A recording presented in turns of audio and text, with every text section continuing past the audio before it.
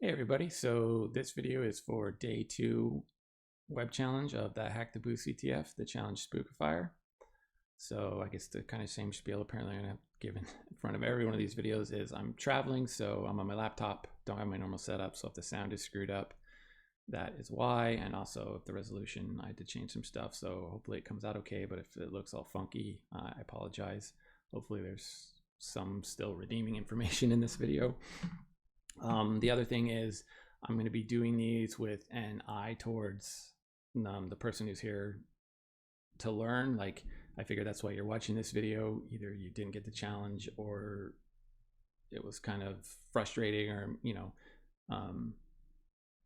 didn't quite understand everything that was going on. So my thought with this is I'm just going to try and do this all in one take, and then you can see how someone with maybe a little bit more experience than you have, not that I'm an expert or anything, but I have a little bit of experience, how someone like that approaches these challenges. So that's kind of like I guess the flavor I'm going for with this video. So all that preamble done, let's go ahead and start it up. So I actually have already downloaded the code. So the first thing I always do is I'm going to look at the Docker file. And I guess the other thing I should say, that apparently I'll say in front of every video, is I actually like to look at, since I'm doing this stuff to learn, I actually like to look at the code before looking at the website, because I feel it's harder. Like, I have to struggle more to try and understand what is happening. And I feel like that struggle is where a lot of the learning happens. I don't read code all day. So I use this as an opportunity to get better at reading code, because reading code is something you're going to be doing a lot of, and it's a skill like anything else. So I like to have the opportunities to practice that skill. So this is the Docker file. This is kind of like the instructions that build up the environment that this is basically running on. So Docker is definitely something you want to at least get a little familiar with if this is something you want to start getting into. So I see here that we're doing it's another Flask application. We can see this time we actually have some dependencies. We note here that they're giving us specific versions of these two. Now, I don't know what the latest versions are, but something to always bear in mind is that when they give you a specific version, to maybe Google that, see if there's vulnerabilities in that version, as that might be why they specified that specific version. But for now, we're just kind of going through this and looking to sort of understand what's going on and read the code, not to start hopping off immediately anytime we see anything to try and jump right in. I feel like that's definitely one way to, sometimes, yeah, maybe you'll get lucky and you hit on it right away and you knock it out real quick. But a lot of times I think that sort of methodology just leads to a lot of inefficiency and ending up in rabbit holes. So we're just going to go through the code first, and then we'll kind of like prioritize the things we found and so what is the most likely avenues we'll check first. So the other thing here is this, we're copying the flag txt into the root directory. So this makes me think there's probably, what we're going to end up needing is some kind of code execution, since we're actually going to have to access a file in the file system and read it and output it. So it's not being stored in a database, or it's not in the code or anything like that. So everything else here looks pretty standard. We have our entry point, which is the supervisor, which this looks pretty standard. We're running as root, starting the run pi. This looks pretty standard too. Debug is on false. Now I know with this work Zug, I don't know if I'm saying that right, but there's vulnerabilities, there's exploits you can do if you can access the debug console from other challenges. So I'm assuming if debug here were true, that would put that into place. So that would be something we would keep in mind were that to be the case, which is not. So basically I'm just rambling. Look at the main. So we see we're using Mako templates, which I don't really know much about or anything about really. These look just like pretty much standard for, you know, handling responses and stuff. So dictionary of, looks like fonts, looks like we're changing letters into other letters, although these all appear to be the same. Generate render, change font.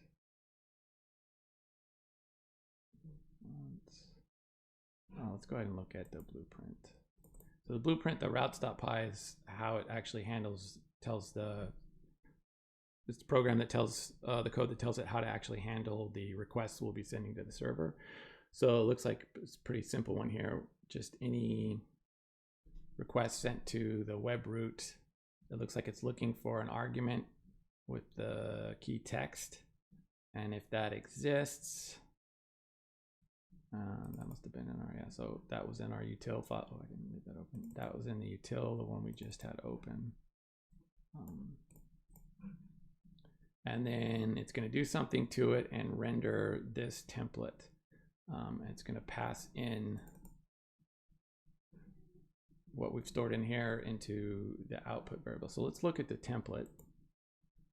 So already I'm thinking, yeah, so here we have, that's where that's going to be. Whatever that does is going to get placed into here, and that's, it writes that HTML out, and that's what actually gets sent to the client and is displayed in their browser. So I'm thinking it's probably going to be some kind of template injection. The thing you always want to do in any web challenge is find the user controlled input and then follow it through the code. So here we have input the user control, right? Like any GET request sent with this text parameter. If there is text parameter, it is going to get what that is. So that's something the user can control. And it's being passed into this Spookify function. So let's go see where Spookify is. Okay, Spookify. So here we see that what we passed in is getting passed into change font. And then the output of that is getting passed into generate render, which is another function. Okay, so whatever we're doing is going to get passed into here, and it looks like it's building. So this is like HTML code to build a table. So it's taking a list that's being passed in, and then this is the Python, the unpacking operator. So it's looks like there's going to be a list of 4 items, and it's going to get unpacked, and each one's getting placed in there. So it's going to be on the main page. It looks like yeah, render. So it is going to be 4 tables. So where in this here, what is going to get inputted in between these body tags is this HTML with whatever these converted texts are, being the stuff in the table. So we want to follow it. That's kind of the output, and we know whatever happens is getting happened into this change font. So here's our direct user control input getting passed into here. It is getting unpacked. So if we pass in a string, it's being unpacked into a list, and that's the list. Okay, so like if we passed in a string of A, B, C, D, we would have a list of element 1 A, element 2 would be B, and so on. Let me make this bigger. Current font, all fonts. Add font to list. So this is just a lambda function. So whatever this function is doing, we're going to call it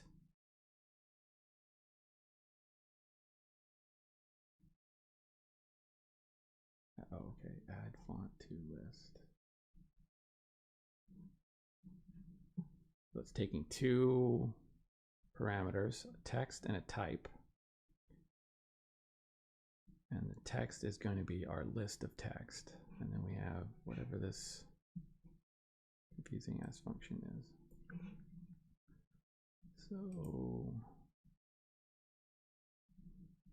this is a list. We're using list, or no, so current font. We're adding to current font global. So we're accessing the global scope, and that's these here. This isn't the global scope, right? It's not in any kind of function. It's just top of the file. So these font 1, font 2, font 3, font 4 are just dictionaries. They're global variables essentially. And we see font 4 is the one that doesn't change anything. So I'm thinking either this challenge we're gonna have to like kind of piece together an exploit using all these funky things. Like we'll have to go through and figure out what it is. Or we'll just be using font 4 because it's all the same. So we're gonna access the font type. We're gonna get what it is, and then for okay, so what this is doing, it's kind of weird. I guess it's just using this list comprehension as a kind of a hacky way to run code, because what we're essentially doing is just appending each character, each item, for each item in the list, we're just getting the value from it, the value from it in that dictionary. So like if we had a string ABCD and we passed in font 1, it would append to the current font, this list here, it would append ABCD.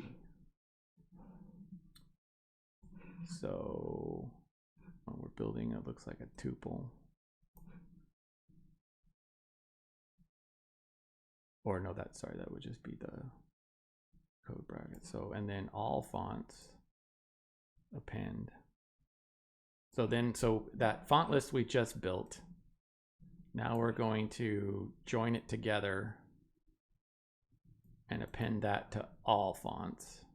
So all fonts will be the concatenation of that each, so like that ABCD, those funky characters, that's all just going to get put together into one string, ABCD, and it's going to get appended to all fonts.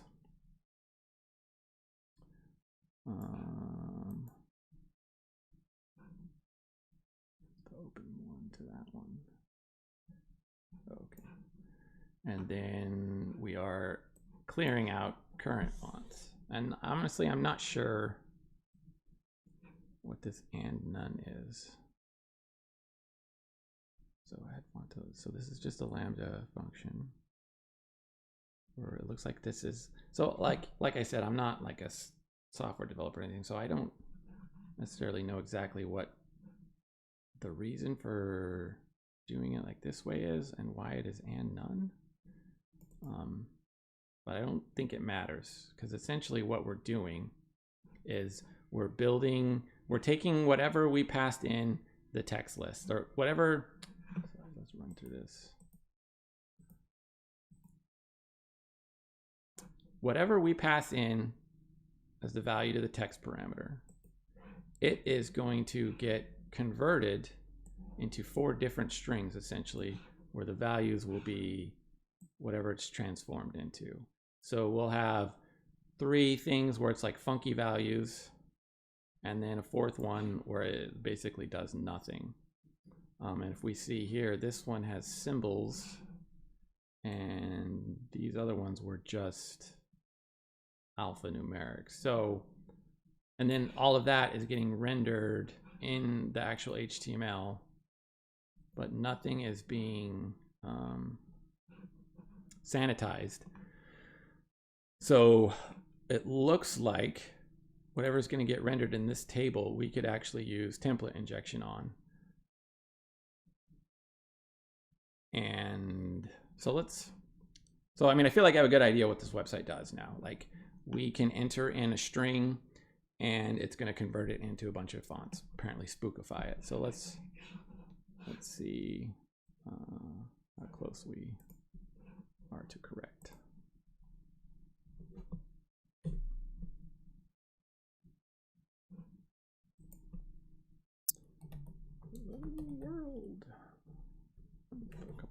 Let's see what happens when we have brackets.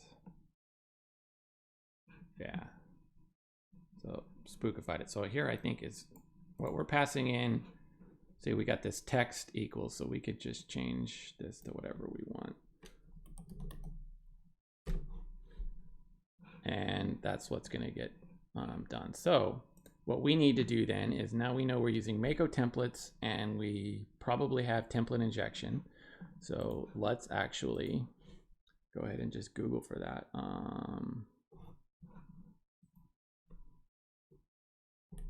Mako template injection examples.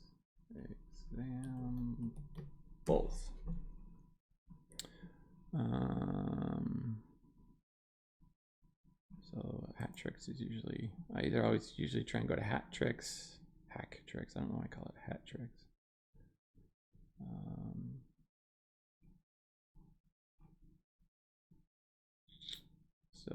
So it's depending on what template framework it is going to be. Let's search for Mako. So it looks, settle down. So it looks like if we use this, let's just see if that works.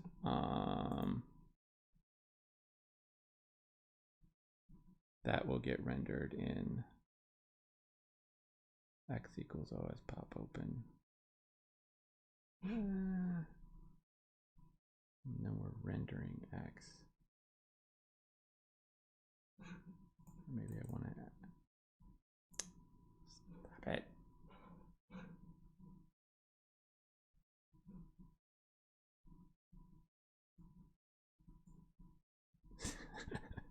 It's like whack-a-mole. You know what? Fuck this site. Payload all the things template injection.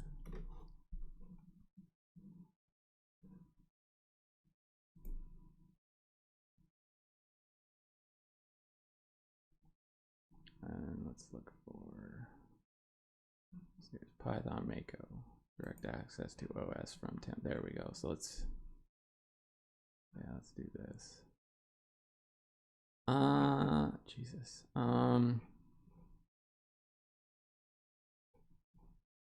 Let's go ahead and copy this one. And we'll just test it out in here. So this should hopefully print out the ID. So what this is going to do is, it looks like it's, it's using the OS to access system. So it's running the system command and it's going to run ID. Okay, so we're getting 0. So it's kind of like the last challenge if you watch that video. So what's the output of the system command of running ls is actually 0, right? That's the exit value. So we're going to change it to popen, and then we will use read. And that should hopefully spit us an ID. Yeah, so now we can basically do the exact same kind of command we did in the previous day 1 challenge, and we will just do, we're gonna cat the flag.txt, and hopefully this gives us the flag. Boom, there we go. Kind of can't read it, but I'm sure that's there we go. Template injection is spooky. So there you go. So pretty straightforward challenge in terms of being able to, the code. There's not a lot of code. This trying to figure out what these functions do was a little bit confusing, but hopefully you kind of saw that, like, you basically just step along the way, kind of try and figure out what's going on. And yeah, hopefully all that made sense. So yeah, if you got something out of this, please like or subscribe. And yeah, if you're still listening to me ramble, like, I appreciate it. And yeah, thank you.